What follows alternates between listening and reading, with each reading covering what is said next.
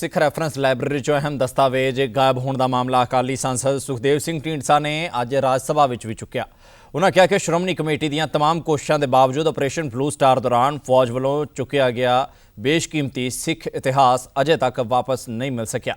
उन्होंने केंद्र सरकार को एक कमेटी के गठन की मांग की जो श्रोमणी कमेटी के नाल मिलकर इस मुद्दे को सुलझा सके। 1984 में जब सिखों के सबसे पवित्र स्थान हरमंदिर साहब पर फौज में हमला किया और अकाल तख्त साहब को तोपों से हरा दिया और उस वक्त जिसका नाम ब्लू स्टार एक्शन दिया गया, जब उससे फौज वापस हुई तो एक ऐसी कीमती चीज़ें वहाँ से उठाई गई जिसमें बुक्स थी, मैन्युस्क्रिप्ट्स और डॉक्यूमेंट्स हैं और भी चीज़ें थी जो वहाँ आर्मी ले गई। हम कई दफ़ा IGPC और कई सिख ऑर्गेनाइजेशंस ने बहुत दफ़ा सरकार से बात की, पहली सरकार से भी की, अब भी की, लेकिन वो अभी उनको वापस नहीं हुआ। उसकी अगर कीमत लगाएंगे तो इस हिस्टोरिकल बुक्स हैं और हिस्टोरिकल चीज़ है तो उसकी कोई कीमत भी नहीं है।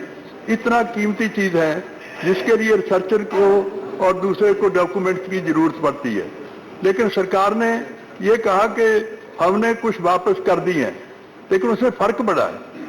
एक श्रोमणी कमेटी ने भी कमेटी बनाई है और एक सरकार के पास भी कई दफ़ा गए हैं, तो उसमें सरकार सर मैं एक नोट्स में लाना चाहता हूँ। तो बुक्स में जो से उस वक्त उठाई गई IGPC के हिसाब से जो उनके रिकॉर्ड में है तो 12,613 थी, लेकिन सरकार कहती है कि हमने बुक्स वापस कर दी, वो सिर्फ 1506 बुक्स वापस की है। इसी तरह गुरु ग्रंथ साहब की जो स्वरूप थे वो 512 थे, लेकिन 205 वापस किए। ये तो सिर्फ मैं दो बातों की कर रहा हूँ, बाकी और भी बहुत कुछ हैं जो सरकार में। मैं आपके थ्रू सरकार को ये कहना चाहूँगा कि कोई ऐसी कमेटी सरकार बनाए जो श्रोमणी कमेटी से मिलकर उनका कोई पूरा पक्का हल निकाले।